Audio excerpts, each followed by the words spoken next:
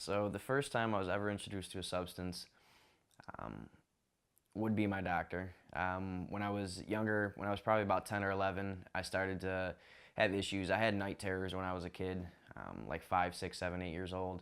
I used to wake up in the middle of the night screaming. I had sleep paralysis, a couple different issues, at night while I would sleep. And then they kind of trickled down into my daytime behavior as well. So I had a few issues when I was a kid. My parents brought me to the doctor to, kind of discuss the behavioral aspect of it, and one thing led to another, and he suggested medication. So at that time, it was some sort of antidepressant, something light to kind of start it off. But I was so young that it kind of showed me that if there's a problem, here's a pill that can fix it.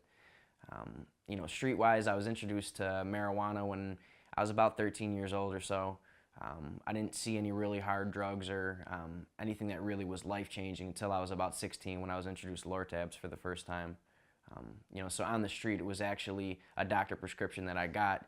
My best friend got bit by a spider. He was about 15 years old. I was 16. He got bit by a spider. He had to have minor surgery, and they had to cut a little piece of his arm out because of his spider bite got infected.